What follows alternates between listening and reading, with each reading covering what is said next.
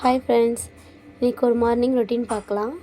நீங்கள் பாருங்கள், காலையில் சூரியன் எவ்வளோ பிரகாசமாக வந்துருக்காருன்னு.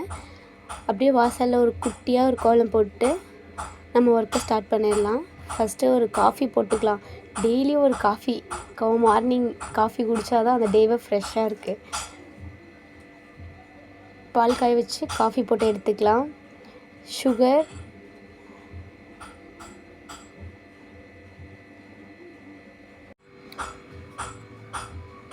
போட்டு காஃபி பவுட்ரு போட்டுக்கலாம். கொஞ்சம் ஸ்ட்ராங்காக வேணால் இன்னும் கொஞ்சம் அதிகமாக கட்டிக்கலாம்.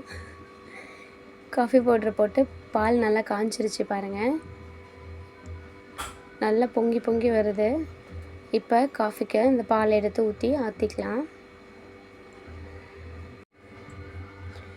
காஃபி எடுத்துகிட்டு போய் எங்கள் ஹஸ்பண்ட்கிட்ட கொடுக்குறேன்.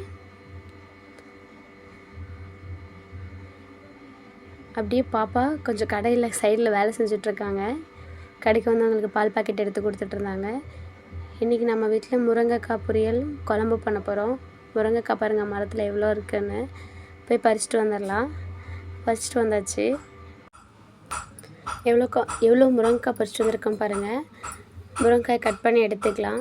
யாருக்கெல்லாம் முருங்கைக்காய் பிடிக்குமோ அவங்க கமெண்ட் பண்ணுங்கள். முருங்கைக்காவை குட்டி குட்டியாக கட் பண்ணி எடுத்துக்கலாம்.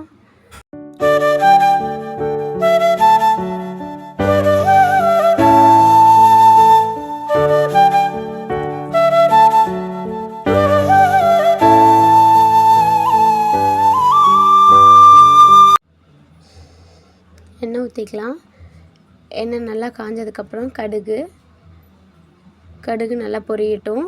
சின்ன வெங்காயம் கட் பண்ணி எடுத்துக்கலாம். வரமிளகாய் போட்டு நல்லா ப்ரௌன் கலர் வரைக்கும் வதக்கிக்கலாம். ஒரு தக்காளி மட்டும் போடுறேன்.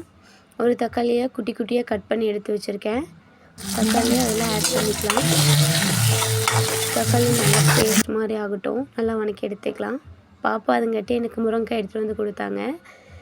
இன்றைக்கி என்ன சாப்பாடுன்னா முருங்கைக்காய் சாப்பாடு அப்படின்னு சொல்கிறாங்க. தக்காளி நல்லா மசிஞ்சிருச்சு. இப்போ முருங்கைக்காய் எடுத்து கழுவி போட்டுக்கலாம்.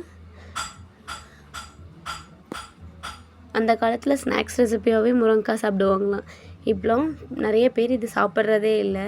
இதில் நிறைய சத்து இருக்குது. எல்லோரும் சாப்பிடுங்க. பாப்பா ஸ்கூலுக்கு டைம் ஆகிடுச்சு, கிளம்ப ஆரம்பிச்சிட்டாங்க. ப்ரஷ் பண்ணிட்டு குளிச்சுட்டு கிளம்பிட்டாங்க.